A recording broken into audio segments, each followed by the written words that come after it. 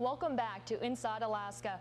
Residents in Southeast Alaska, along with state and federal officials, are now worried about a Canadian company's plans to reopen a gold mine.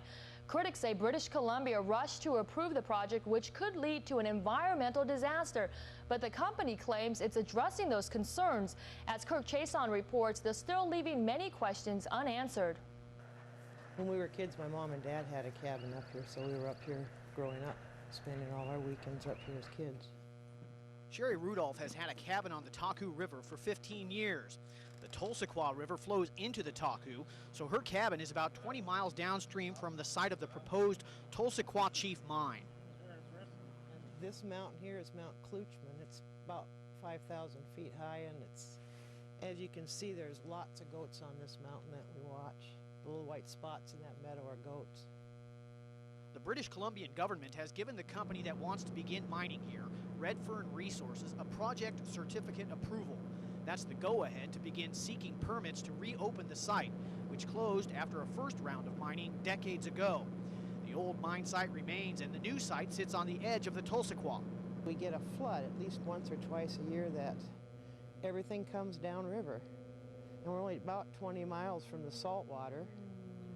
And if something does happen, we're wondering if they've got a cleanup plan that can be activated immediately.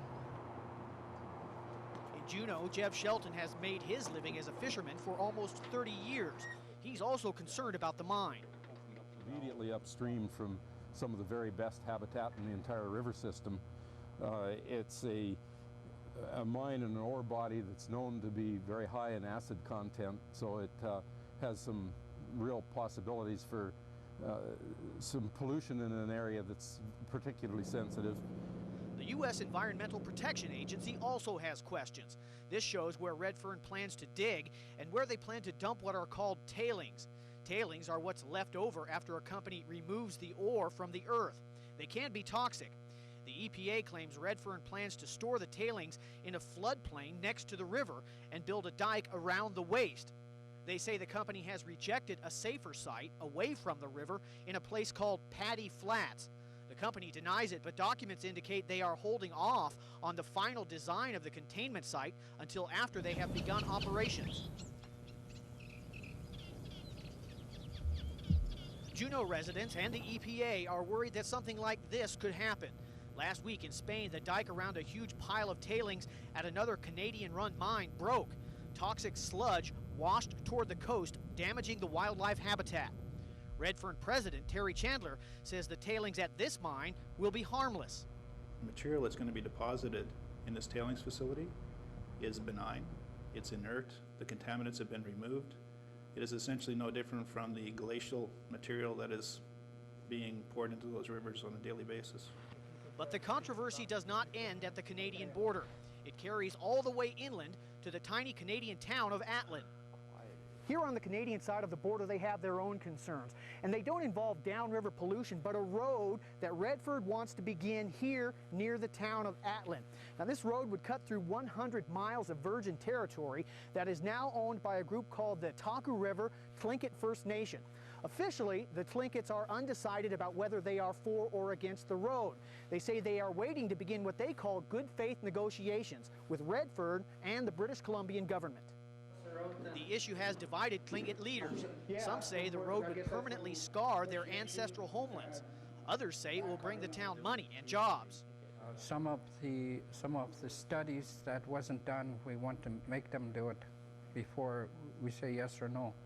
Any development in our territory, they need our consent. And during the process, the environment process that was developed by BC, we didn't give our consent for them to award their certificate because of some of the animal studies that was incomplete and other studies.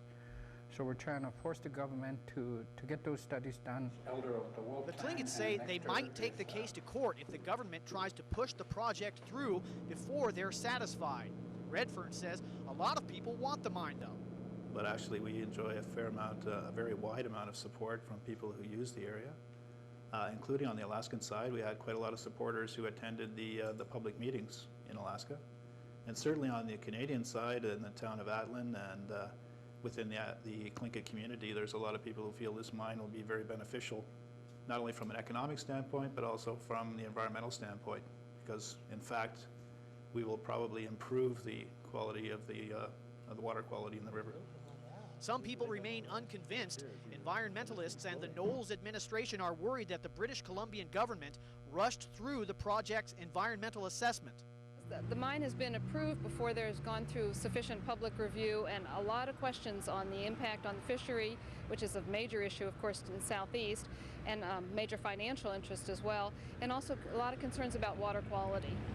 We think there was a really strong political agenda. Premier Clark wanted to give a strong signal to the mining industry that BC was open for business, and what he did in the process was basically destroy the integrity of the BC assessment process. The Knowles administration has asked the U.S. State Department to take the case to something called the International Joint Commission. That's a group of U.S. and Canadian officials that could investigate the mine. Representatives of the U.S. and Canadian governments held talks in Washington, D.C. on the matter last month. But the EPA says they have decided not to bring in the International Joint Commission just yet. Instead, the U.S. has submitted a list of concerns to the British Columbian government. As of 3 days ago, the Canadians had responded with a synopsis of how they were going to address the concerns, but the EPA was still waiting for a final answer. In the meantime, people like Sherry Rudolph, who call the Taku home, are wondering if the view from their front porch will ever look like this. On the Taku River, Kirk Chason, Inside Alaska.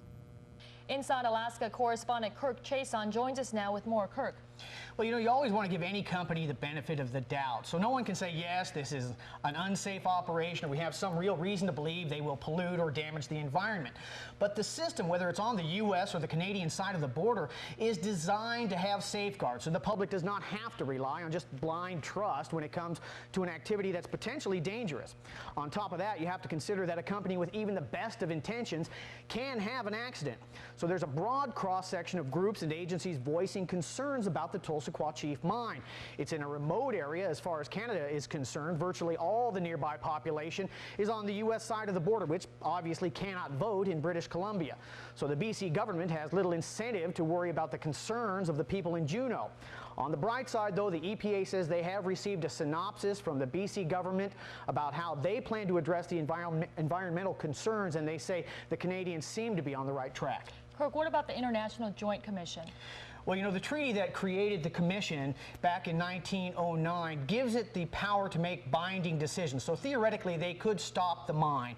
But since 1909, they have never used that power, never made a binding decision. All right. Thanks a lot, Kirk, for that report. And there's still lots more to come on Inside Alaska. Here's what some of you have to say on the issues